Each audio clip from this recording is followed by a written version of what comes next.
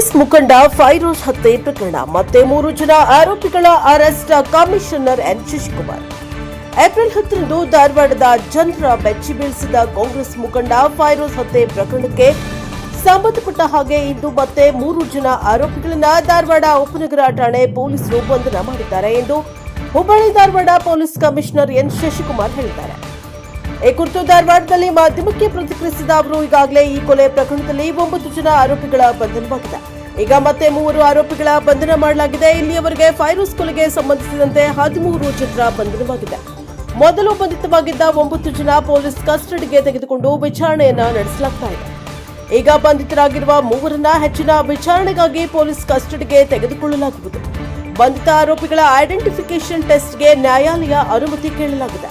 ಹಾಗಾಗಿ ಆರೋಪಿತರ ಹೆಸರು ಹೇಳಲು ಆಗೋದಿಲ್ಲ. ಕೊಲೆ ಮಾಡಿರುವವರು 5-6 ಜನ ಇದ್ದಾರೆ. ಆದರೆ ಇದಕ್ಕೆ ನೇರವಾಗಿ ಅಥವಾ ಪರೋಕ್ಷವಾಗಿ ಸಹಾಯ ಮಾಡಿದವರು ಇದ್ದಾರೆ. ಸದ್ಯ ಪ್ರಕರಣದ ಕುರಿತು ತನಿಖೆ ಪ್ರಗತಿಯಲ್ಲಿದೆ. ಹಲವು ಆರೋಪಿಗಳ ಬಂಧನ ಕೂಡ ಇನ್ನೂ ಬಾಕಿ ಇದೆ. ಕೊಲೆ ಪ್ರಕರಣದಲ್ಲಿ ಯಾವುದೇ ರಾಜಕೀಯ ಮುಖಂಡರು ಇದ್ರೂ ಬಿಡುವ ಮಾತೇ ಇಲ್ಲ.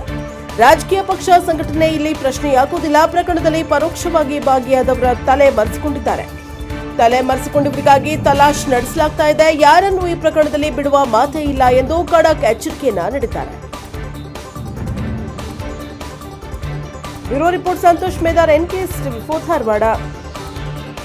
ಇದೇ ತಿಂಗಳು 10ನೇ ತಾರೀಕು ರಾತ್ರಿ ಸುಮಾರು 9 ರಿಂದ 10 ಗಂಟೆ ಸಮಯದಲ್ಲಿ ನಮ್ಮ ಧಾರವಾಡ ಸಬರ್ಬನ್ ಪೊಲೀಸ್ ಠಾಣಾ ಸರಹದ್ದಿನಲ್ಲಿ ಒಂದು ಕೊಲೆ ಪ್ರಕರಣ ನಡೆದಿತ್ತು, ಫೈರೋಜ್ ಪಠಾಣ್ ಅಂತ. ಆ ಪ್ರಕರಣದಲ್ಲಿ ಈಗಾಗಲೇ 9 ಜನರನ್ನು ಅರೆಸ್ಟ್ ಮಾಡಿದ್ವಿ. ಮುಂದುವರೆದು ಮತ್ತು ಆ ಕೊಲೆ ಪ್ರಕರಣಕ್ಕೆ ಸಂಬಂಧಪಟ್ಟಂಥ 3 ಜನರನ್ನು ಅರೆಸ್ಟ್ ಮಾಡಿದ್ದೀವಿ. 9 ಜನರನ್ನು ಪೊಲೀಸ್ ಕಸ್ಟಡಿ ತೊಗೊಂಡು ಮತ್ತೆ ಫರ್ದರ್ ಇನ್ವೆಸ್ಟಿಗೇಷನ್ ಮಾಡ್ತಾ ಇದ್ದೀವಿ. 3 ಜನ ಅವ್ರನ್ನೇನು ಅರೆಸ್ಟ್ ಮಾಡಿದ್ವಿ ಅವ್ರನ್ನ ಕೂಡ ನಂತರದಲ್ಲಿ ಪೊಲೀಸ್ ಕಸ್ಟಡಿ ತೊಗೊಂಡು ಹೆಚ್ಚುವರಿ ವಿಚಾರಣೆ ಮತ್ತು ತನಿಖೆನ ಮಾಡಲಾಗುತ್ತೆ. ಈಗ ತೊಗೊಂಡಿರೋರು ಯಾರಿದ್ದಾರೆ ಅವ್ರದ್ದು ಟೆಸ್ಟ್ ಐಡೆಂಟಿಫಿಕೇಶನ್ ಪರೇಡ್ ಮಾಡೋದ್ರಿಂದ ಅವ್ರ ಹೆಸರಾಗಲಿ ಅವ್ರ ಡೀಟೇಲ್ಸ್ ಆಗಲಿ ಡಿಸ್ಕ್ಲೋಸ್ ಮಾಡಲಿಕ್ಕಾಗಲ್ಲ. ಸರ್, ಈಗ ಈ 3 ಜನರ ಪಾತ್ರ ಸರ್, ಯಾಕಂತಂದರೆ 9 ಜನ ಮೊದಲು ಇದು ಮಾಡಿದ್ರು, ಅರೆಸ್ಟ್ ಮಾಡಿದ್ರು ಸರ್, ಎಲ್ಲ ಕಸ್ಟಡಿಗೆ ಆಗಿತ್ತು. ಹೆಚ್ಚಿನ ವಿಚಾರಣೆ ಮಾಡಿದಾಗ ಇವರು ಈಗ ಕೃತ್ಯ ನಡೆದ ಸ್ಥಳದಲ್ಲಿ ಅಲ್ಲಿ ಭಾಗಿಯಾಗಿ ಕೃತ್ಯ ನಡೆಸಿರುವಂಥವ್ರು 5-6 ಜನ ಆದರೆ ಅದಕ್ಕೆ ಪ್ರತ್ಯಕ್ಷವಾಗಿ ಪರೋಕ್ಷವಾಗಿ ಸಾಕಷ್ಟು ಜನ ಒಂದು ಸಹಕರಿಸಿದ್ದಾರೆ. So as a part of conspiracy for supply of ಬೇರೆ ಬೇರೆ ರೀತಿ ಸಪೋರ್ಟ್ ಸಿಸ್ಟಮು ಅದನ್ನೆಲ್ಲ ಒಳಗೊಂಡಂತೆ ಇನ್ನು ತನಿಖೆ ಮುಂದುವರೆದಿದೆ. ಇನ್ನು ಆರೋಪಿಗಳನ್ನು ಅರೆಸ್ಟ್ ಮಾಡುವಂಥದ್ದು ಬಾಕಿ ಇದೆ. ರಾಜಕೀಯ ಪ್ರೇರಿತವಾಗಿ ಏನಾದರೂ ನಡೆದಿದೆ ಅಂತ ಅಲ್ಲ, ಅಲ್ಲಿ ಸಂಘರ್ಷ ಇದ್ದಿದ್ದೇ ಏನು ಪ್ರಮುಖ ಆರೋಪಿ ಇದ್ದಾನೆ, ಪ್ರಮುಖ ಆರೋಪಿ ಮತ್ತು ಡಿಸೀಸ್ಡ್ ಅವರಿಬ್ಬರ ನಡುವಿನ ಸಂಘರ್ಷಕ್ಕೆ ಕಾರಣನೇ ಅವರ ವೈಯಕ್ತಿಕ ಪ್ರಗತಿ ಯಾವ ರೀತಿ ರಾಜಕೀಯವಾಗಿ ಆಗಬೇಕು ಅನ್ನೋದ್ರ ಕುರಿತಾಗಿ ಕೂಡ ಇತ್ತು. ಅದು ಹೊರತಾಗಿ ಕೂಡ ಬೇರೆ ಬೇರೆ ಕಾರಣಗಳು ಇತ್ತು. ಅಲ್ಲ, ಈಗ ನೋಡಿ, ಇದರಲ್ಲಿ ಆರೋಪಿಗಳ ಹಿನ್ನೆಲೆ ಅವ್ರು ರಾಜಕೀಯದಲ್ಲಿದ್ದಾರೋ, ರಾಜಕೀಯ ಮುಖಂಡರು, ಅದ್ಯಾವುದೂ ನಮಗೆ ಪ್ರಶ್ನೆ ಆಗಲ್ಲ. ಆ ಪ್ರಕರಣದಲ್ಲಿ ಅವ್ರದ್ದು ಪಾತ್ರ ಇದ್ದರೆ ಅವರು ಆರೋಪಿಗಳಾಗ್ತಾರೆ. ಅವ್ರನ್ನ ವಶಕ್ಕೆ ತೊಗೊಂಡು ವಿಚಾರಣೆಗೊಳಪಡಿಸಿ ನಮ್ಮ ಸಾಕ್ಷ್ಯಾಧಾರಗಳು ಕಂಡು ಬಂದಲ್ಲಿ ಅವ್ರ ಮೇಲೆ ಮುಂದಿನ ಕ್ರಮವನ್ನು ಜರುಗಿಸ್ತೀವಿ. ಇಲ್ಲಿ ಮೃತ ಹೊಂದಿರುವಂಥವರು ವಿಕ್ಟಿಮ್ಸ್, ನೊಂದವರು, ಮತ್ತು ಯಾರು ಆ ಕೃತ್ಯ ಎಸಗಿದ್ದಾರೆ, ಆ ಕೃತ್ಯಕ್ಕೆ ಯಾರ್ಯಾರು ಸಹಕರಿಸಿದ್ದಾರೆ ಅವರೆಲ್ಲ ಆರೋಪಿಗಳು. ಅಷ್ಟು ಹೊರತಾಗಿ ಇದರಲ್ಲಿ ನಮಗೆ ಯಾವುದೇ ರೀತಿ ರಾಜಕೀಯ ಪಕ್ಷಕ್ಕೆ ಸೇರ್ತಾರ, ಮುಖಂಡರ, ಕಾರ್ಯಕರ್ತರ ಅದ್ಯಾವುದೂ ನಾವು ಗಮನದಲ್ಲಿಟ್ಕೊಳಕ್ಕಾಗಲ್ಲ. ಇದೊಂದು ಕೊಲೆ ಅಂತಹ ಗಂಭೀರ ಪ್ರಕರಣ.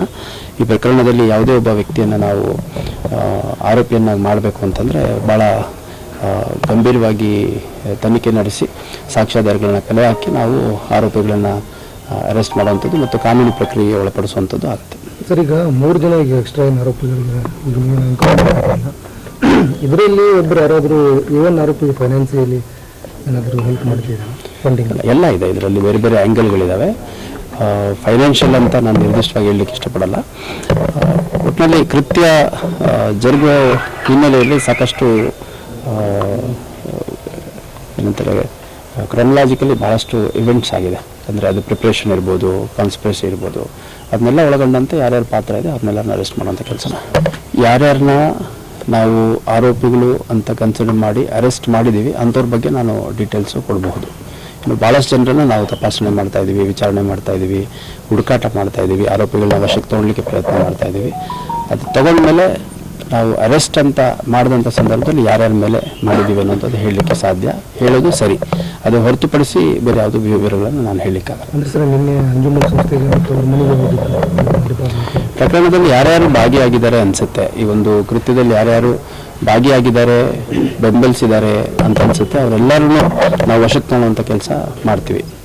ಆ ವಶಕ್ಕೆ ತಗೊಳ್ಳುವಂಥ ಸಂದರ್ಭದಲ್ಲಿ ಅವ್ರು ಎಲ್ಲಿದ್ದಾರೆ, ಅವ್ರ ಮನೆಗಳಿರ್ಬೋದು, ಆಫೀಸ್ಗಳಿರ್ಬೋದು, ಅವ್ರದ್ದು ಕಾರ್ಯಕ್ಷೇತ್ರ ಇರ್ಬೋದು, ಅಥವಾ ಅವರೆಲ್ಲಾದರೂ ತಲೆಮರೆಸ್ಕೊಂಡಿದ್ರೆ, ಎಲ್ಲಾದರೂ ಅಡಿಗೆ ಕೂತಿದ್ರೆ, ಎಲ್ಲ ಸ್ಥಳಗಳಲ್ಲೂ ನಾವು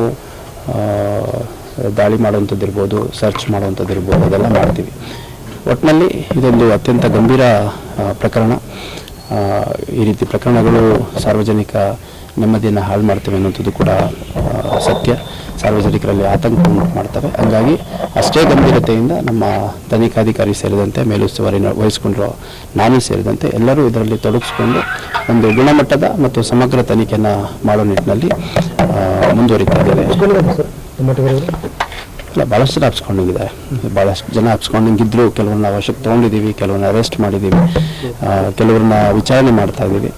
ಸೊ ಯಾರು ಹಾಪ್ಸ್ಕೊಂಡಿದ್ದಾರೆ ಅದನ್ನೆಲ್ಲ ನಾನು ಅವ್ರ ವಿವರಗಳೆಲ್ಲ ಹೇಳಲಿಕ್ಕಾಗಲ್ಲ. ಯಾಕಂದರೆ ಅವ್ರನ್ನ ಚೇಸ್ ಮಾಡ್ತಾ ಇದ್ದೀವಿ ಅನ್ನೋಂಥ ಮಾಹಿತಿ ಗೊತ್ತಾದರೆ ಇನ್ನೂ ಅವರು ತಪ್ಪಿಸ್ಕೊಳ್ಳೋವಂಥ ಪ್ರಕ್ರಿಯೆ ಜಾಸ್ತಿ ಆಗುತ್ತೆ. ಹಂಗಾಗಿ ಯಾರನ್ನ ನಾವು ವಶಕ್ಕೆ ತಗೊಂಡು ಅವ್ರ ಮೇಲೆ ಆರೋಪ ಸಾಬೀತಾಗಿ ಅವ್ರನ್ನ ಆರೋಪಿಗಳು ಅಂತ ಅರೆಸ್ಟ್ ಮಾಡ್ತೀವಿ, ಆ ಸಂದರ್ಭದಲ್ಲಿ ಅವ್ರನ್ನ ಆರೋಪಿಗಳು ಅಂತ ನಾವು ಕನ್ಸಿಡರ್ ಮಾಡ್ಬೋದು, ಮತ್ತು ಈ ಪ್ರಕರಣದಲ್ಲಿ ಇದ್ದಾರೆ ಅಂತ ಕನ್ಸಿಡರ್ ಮಾಡ್ಬೋದು. ಈಗ ನಮ್ಮ ತನಿಖಾ ಪ್ರಕ್ರಿಯೆಯಲ್ಲಿ ಈಗ ಒಬ್ಬ ಆರೋಪಿ ಯಾರನ್ನ ನಾವು ಹಿಡಿಬೇಕು ಅಂತಂದರೆ ಏನು ಮಾಡಬೇಕು? ಮೊದಲಿದಾಗ ಅವ್ರ ಮನೆಗೆ ಹೋಗ್ತೀವಿ, ಅವ್ರ ಕಚೇರಿಗಳಿಗೆ ಹೋಗ್ತೀವಿ, ಅಥವಾ ಅವ್ರು ಯಾವುದೋ ಒಂದು ಅಡಗು ದಾಣ ಇದ್ದರೆ ಅಲ್ಲಿಗೆ ಹೋಗ್ತೀವಿ, ಅಥವಾ ಯಾರ್ದಾದ್ರೂ ಅವರ ಬೆಂಬಲಿಗರ ಮನೆಯಲ್ಲಿದ್ದರೆ ಅಲ್ಲಿಗೆ ಹೋಗ್ತೀವಿ. ಸೊ ಇದೊಂದು ನಿರಂತರ ಪ್ರಕ್ರಿಯೆ. ಆ ಪ್ರಕ್ರಿಯೆ ಯಶಸ್ವಿಯಾಗಿ ಯಾರನ್ನಾದ್ರೂ ವಶಕ್ಕೆ ತೊಗೊಂಡು ನಾವು ಅರೆಸ್ಟ್ ಮಾಡಿದಂಥ ಸಂದರ್ಭದಲ್ಲಿ ಆ ಸಂಬಂಧಪಟ್ಟ ವ್ಯಕ್ತಿಗಳ ಕುರಿತಾಗಿ ಮಾಹಿತಿ ಒದಗಿಸ್ಬೋದು ಅನ್ನೋಂಗಿದ್ರೆ ಒದಗಿಸ್ತೀನಿ. ಇವಾಗ ಟೆಸ್ಟ್ ಐಡೆಂಟಿಫಿಕೇಶನ್ ಇರುವಂಥ ಪ್ರಕರಣಗಳಲ್ಲಿ ಒದಗಿಸ್ಲಿಕ್ಕೆ ಆಗಲ್ಲ, ಹಂಗಿದ್ದಾಗ ಒದಗಿಸೋದಿಲ್ಲ.